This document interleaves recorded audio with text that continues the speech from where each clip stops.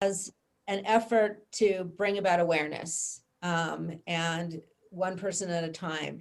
And the way that it's growing now, my hope is that with increased awareness on a mass scale, is that we're going to see increase in funding for research. I mean, that would be the, the long-term goal. But I think when people hear the real kind of story about the people behind the statistics, they want to know, they're not like, oh, lung cancer, but when they hear the actual stories, they're, wow, thank you for telling me this. I want to get my radon checked, or, I'm going to talk to my doctor about getting a scan, and how can I do that? And people have so much more empathy than I expected, from getting from the place of being diagnosed and telling people, and the first thing out of their mouth was, wow, I didn't know you smoked. I didn't know you had this kind of other side to you. And it's like, well, there wasn't another side to me. I've always been health conscious and felt defensive right away. And the fact that, we put this white ribbon on our door was, I wanted people to know, because the people in my neighborhood knew who we were. They knew we were, a family based in prevention, Pierre being a primary care physician, me being a health educator and a fitness trainer. It's like, wow, what's the story then? If she's got lung cancer, it's on her door, it's screaming to the neighborhood, what went on there? And it's piqued some curiosity in people, and they're wanting to be part of a conversation. They want to learn more. So it's awareness, education, and hopefully leading to funding for research, because we're all fighting for our lives here. Well, that's the thing that I learned early on from Dave really was the comment, anyone with lungs can get lung cancer. And that was telling as he introduced me to his story, that, you go back and it's some 15%. And as he may be aware of it, I got to see more of the people who, had no association with smoking. And that was the kind of misnomer that was always tied to it, was Yeah. it was a smoker's disease, and it's not. And clearly there's a large percentage that doesn't have anything to do with that. Correct. And those numbers are climbing. I think we're up more than 20% now of people who have never smoked. And then if you combine non-smokers, people who maybe, dabbled in smoking when they were younger and then quit, more than 15 years ago, I think that number combined with never smokers is about 65%. Yeah, and you could look at environmental causes, and I mean, there are just so many directions that it was too easy to shunt it off to purely a smoker's problem when it really isn't. Right. It grows in capacity. I mean, Yeah. regardless, even if you still have a majority of people who contract this disease having been smokers, what difference does it make? I mean, I think in the end, this is one disease where there's been a lot of victim blaming. And smoking contributes to all sorts of different cancers, right? But we, as Heidi says, we don't really, if a woman says, I have breast cancer, we don't go, well, did you smoke, or How'd you get that breast cancer? or are you overweight? What difference does it make? To some extent, we'd like to see what's happening a bit right now with the opioid epidemic, where it was always, again, completely victim blaming. Oh, it's just these drug addicts, and if they would just stop using opioids. And now we're seeing, well, let's look at that. This is an addiction. Let's look at the healthcare industry. Let's look at the pharmaceutical industry. There's all sorts of systemic drivers of this epidemic. And if we don't acknowledge them, then we will not save lives. And I think there's a great opportunity in lung cancer to save so many more lives.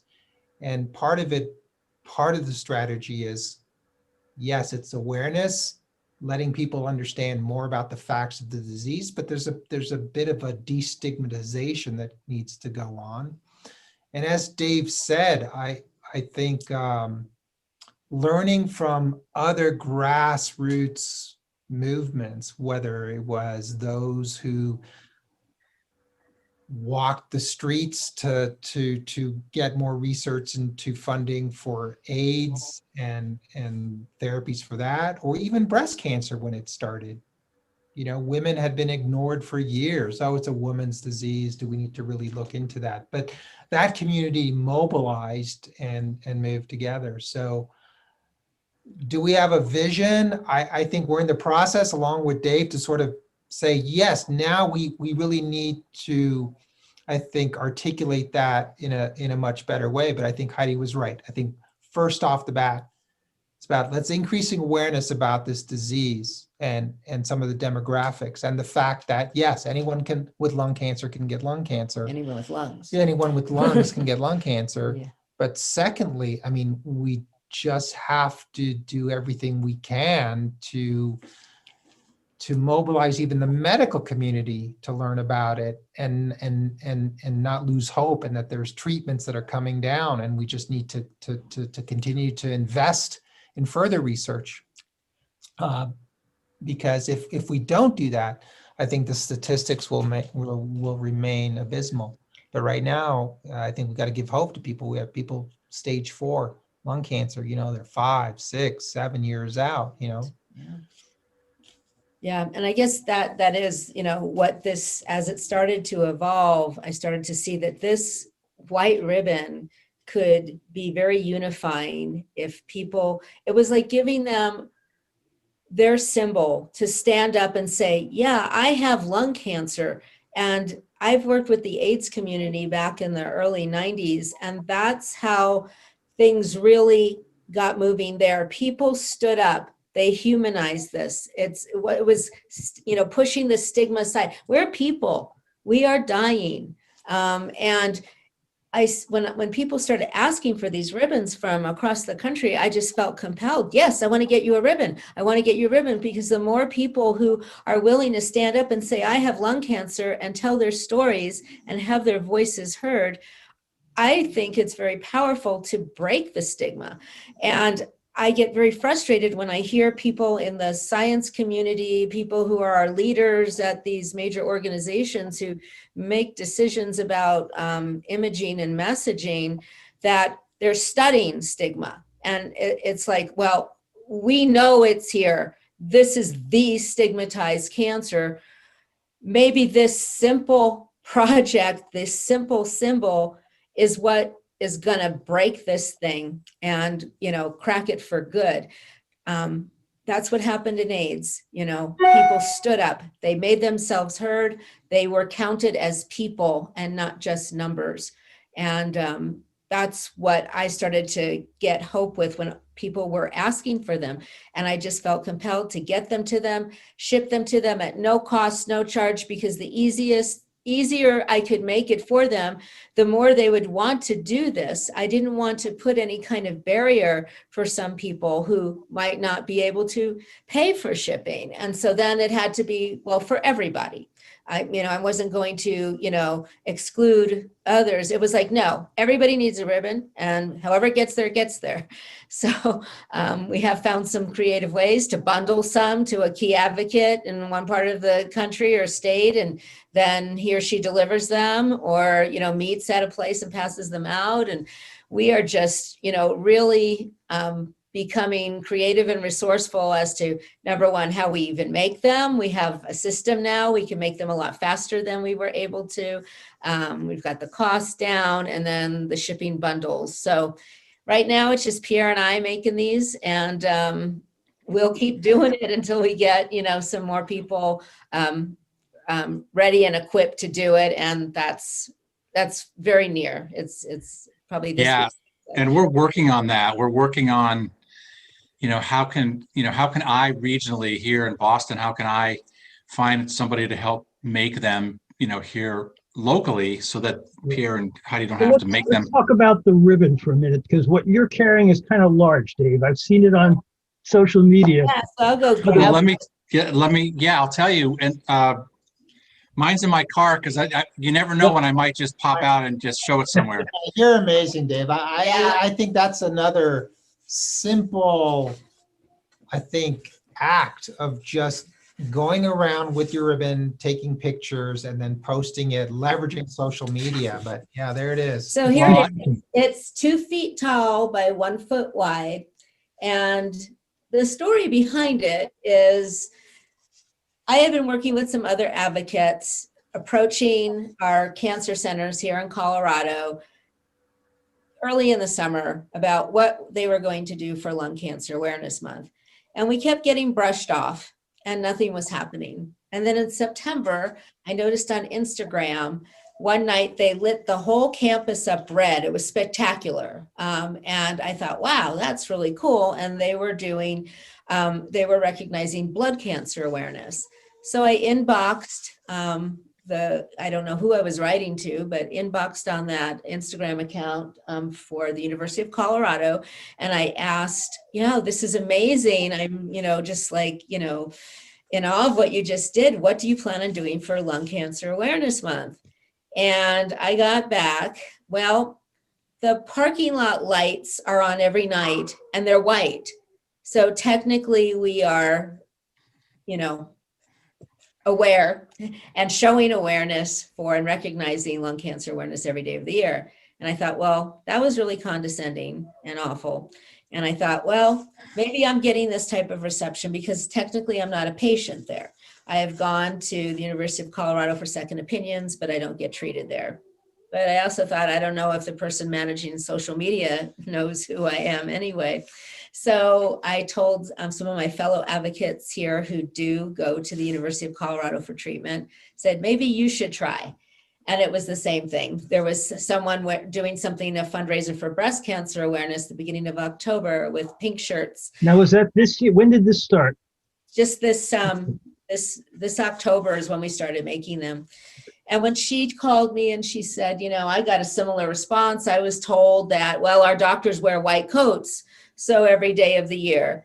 And I heard this, I hung up the phone, and I just felt so powerless, and so upset. And I literally had just kind of a crying fit, and poor Pierre. And I just said to him, I just wish you could make me, because he had started woodworking when I was diagnosed. So wood was on my brain, that he had, tools to work with wood.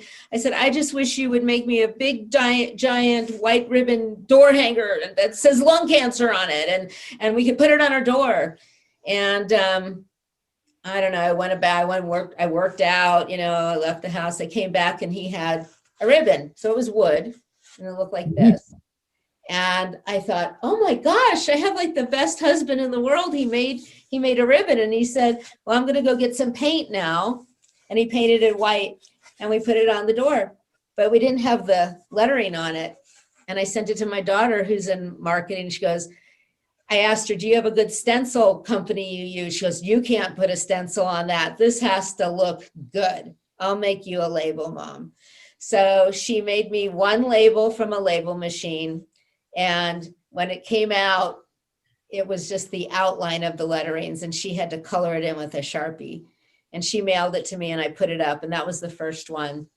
And then I took a picture of it and I put it on a private Facebook page of all the other advocates. So the people who knew what was going on. And I go, well, if they're not going to do anything, we can do something. And I just kind of put this up there, expecting them to at least just tie ribbons around their trees. I was like, could you make us one? Could you make us one? And I asked Pierre, and he goes, of course. So one turned into 2, turned into 20, turned into 25, till as of today, 330. And my daughter stopped making labels that she had to color in, and put up artwork on a sticker site, and now we order stickers, and so she doesn't have to color stickers in or mail them to me. That's pretty amazing. So let's take this from the top. I'm Keith Spiro. This is Communicast. With me, Dave Bjork, who's the research evangelist who I've known for many years, who's taken a tremendous interest in seeing that people are heard, stories get out, and we put a focus on actually actions that can take place to make a difference. And a lot of that goes into the hands of research and awareness. With us are Pierre and Heidi, and the White Ribbon Campaign, which started, as I understand it, just a couple of months ago. It started in October out of frustration, lack of awareness, the disease that's associated with smoking, even though anyone with lungs can get lung cancer. And here you are now with over 300 of these 2-foot-long wooden ribbons. And the awareness social media-wise I think is huge. And you were talking about hope, awareness, things that people can do, and raising that awareness both at the medical level, as well as, I think, as you said, taking action as patients. With this campaign so grassroots, what are your hopes for the next steps? What would you like to see happen going into 2021? I would like to see more hospital comprehensive cancer centers embracing this project. They already are. And so I would like to see it get to all 71 comprehensive cancer centers. I literally have doctors inboxing me, how can I get my ribbon? So I'm really excited to see that grow, also at the community hospital level. And ultimately, I would love for the American Cancer Society to say anyone with lungs can get lung cancer loudly. Seems like a very reasonable goal at a time when, with a pandemic, the ability of social media to make a difference, and the fact, I talk about this a lot, gatekeepers have fallen with this quarantine, everybody working from home, or to a large degree, focused at home. You have so much opportunity to have reach anywhere in the world. And it seems like very modest goals to ask one organization to take awareness of it and 70 plus cancer centers to give it the kind of front and center focus that I think it needs. You know, being a personal friend of Dave, I've learned his story, and it's made me aware of the number of people at any age who have never smoked affected by a disease that's growing tremendously. And if you look at the non-smokers who have been affected by it, it's really grown. So Pierre, how did you get into this woodworking support of your wife?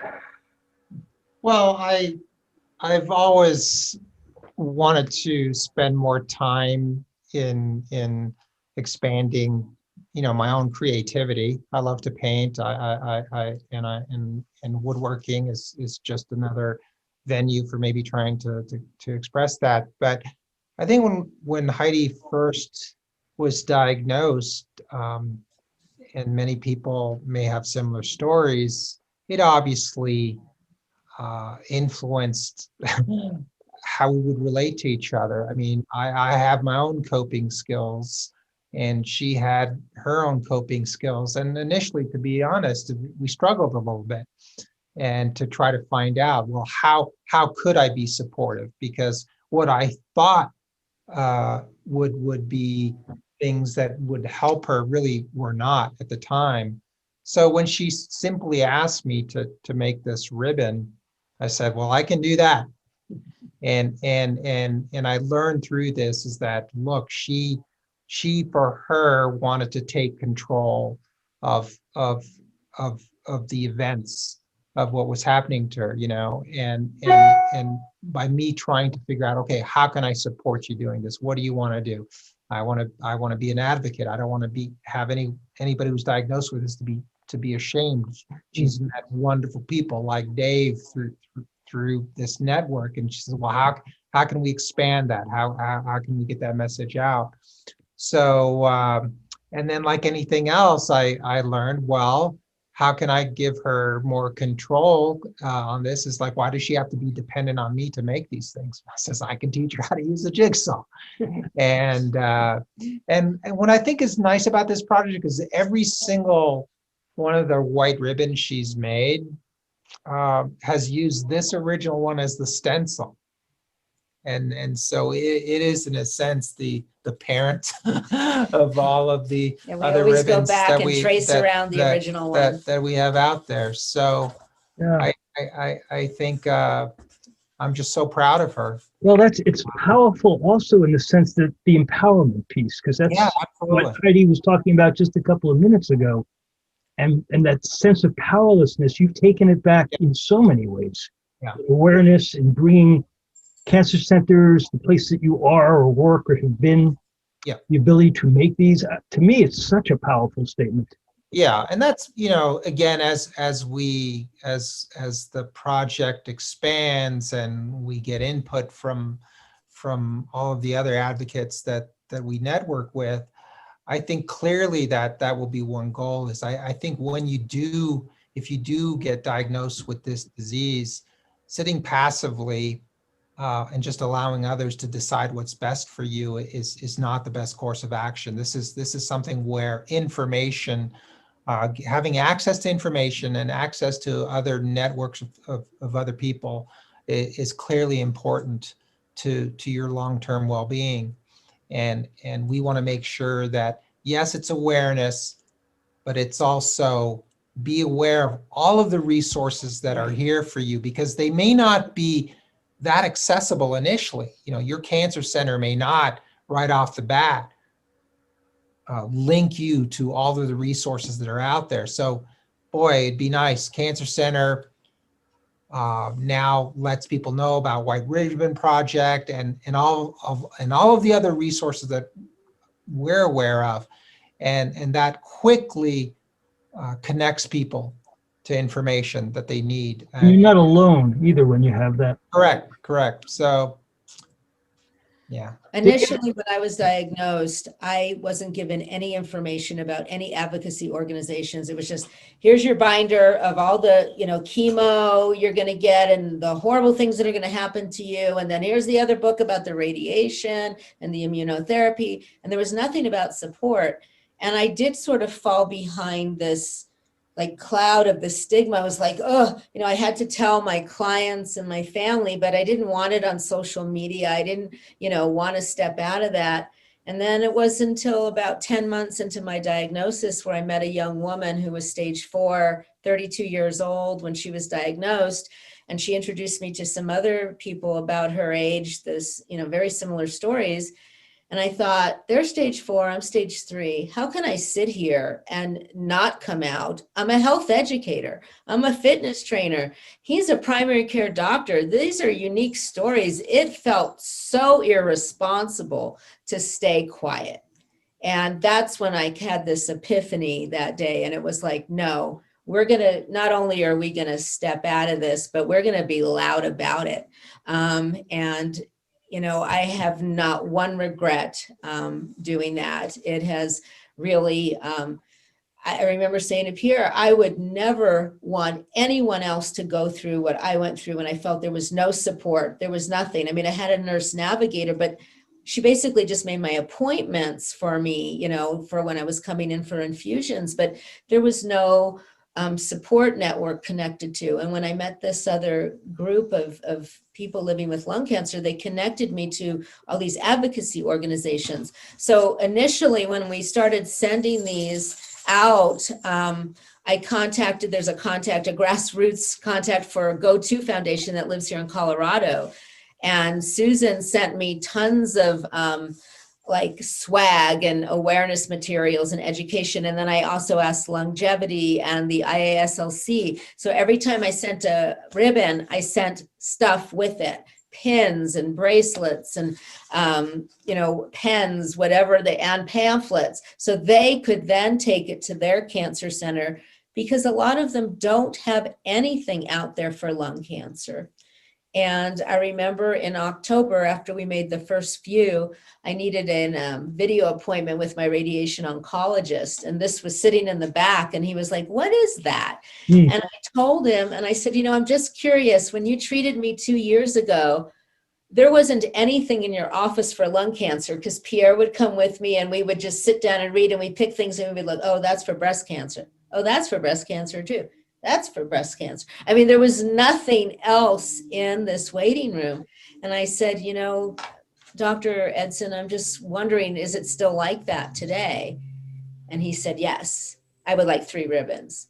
So I bought 3 ribbons and a huge box of educational materials from all the advocacy organizations that I had it from. So trying to get that message out. Some people are going to take these and maybe keep them in their house. And other people are going to do like Dave's doing and have this ingenious idea to take this around on his travels and excursions and get it, exposed at places that can help the lung cancer community.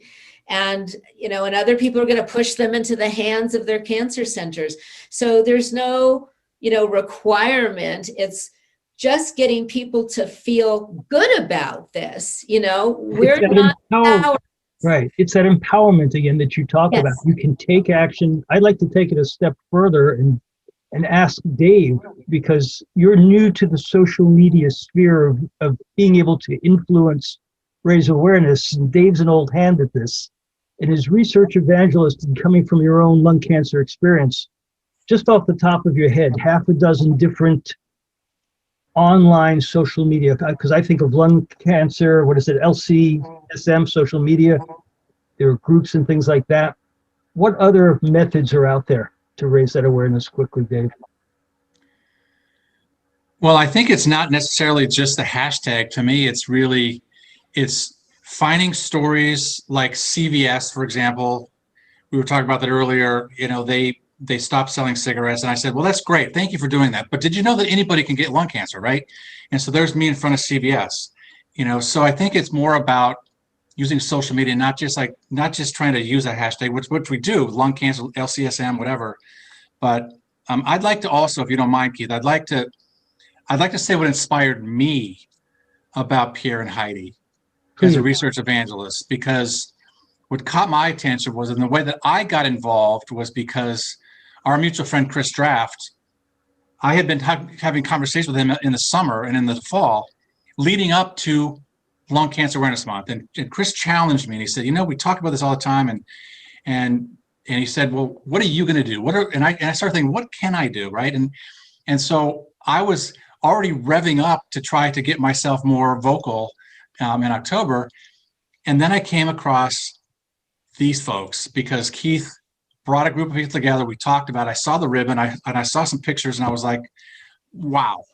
And it hit me like it was the Humans of New York. That was the first thing I thought. It was like this grassroots movement where it's like people in, you know, California, and Massachusetts, and Colorado, and St. Louis, and these are real human beings that are taking this ribbon made with care, made of wood, right? So we, you know, it's like Pierre makes them out of wood. It's crafted. It's crafted. It's not a piece of paper, right? And so I said, I want to get involved with that. And so they are the spark, I think, that you've seen all of this growing, so that people can, for whatever they want to do, they want to keep it in their house, they want to go to their cancer center. You know, for me, I live in Boston, and I talked with Chris Draft about the fact that there's been a lot of progress in cancer research and lung cancer. In fact, more so in some ways than other cancers. And so Chris and I were like, well, why aren't we shouting from the mountaintops about it, right? And so my message is, I live in Boston. There's tons of pharmaceutical companies, biotech companies in the city. And I go around and I just go, hey, here I am. I'm in front of Pfizer. Now I'm in front of Bristol Myers. And I shout them out. And that's how I can help, right? If I was at Dana-Farber, I went to Brigham and Women's. I got more coming, by the way, you guys. Because last Sunday I was out on New Year's Day. I took about 40 pictures. So I got enough for the next month or so. So, you know, I'm going to keep pushing that to try to get more people. But I tag people, Keith, and I'm getting the attention of people like Novartis who then share it. And that helps me, because then I get, if I get them involved, it's like getting the cancer centers involved. It's like, I'm just trying to get, anyway, that's just my. And to bring this to a close, because I think that's you know, as a research evangelist, you're so good at that raising awareness, pointing the spotlight, something you and I have done together over the last few years. But I'd like to close it out with Pierre and Heidi, because the piece that you started with that makes so much sense is by humanizing and personalizing it.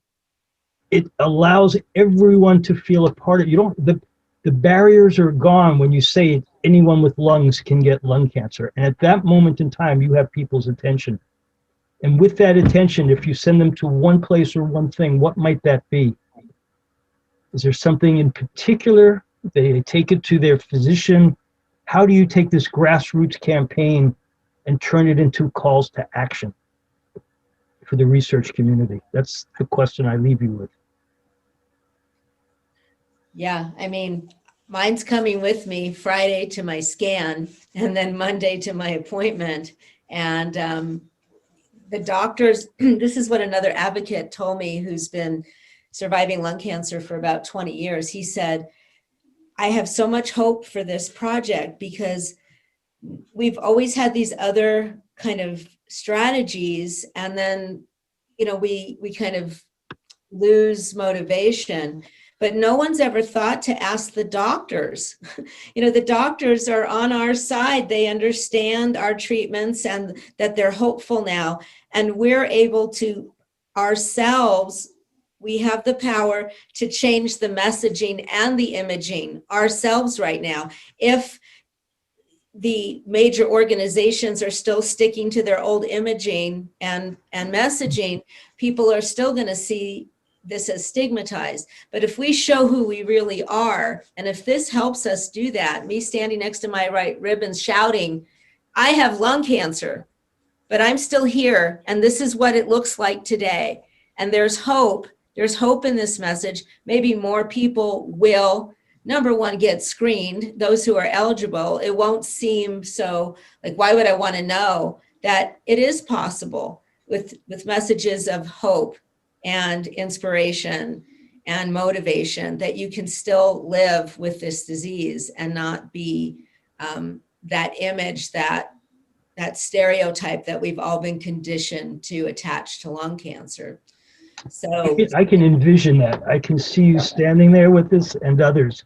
Thank you so much for spending time here.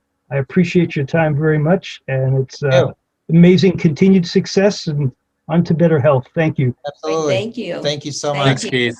Thanks so much, Keith. Yeah, thanks, Dave, Nice for the to meet you. introduction. Yes. Really appreciate it.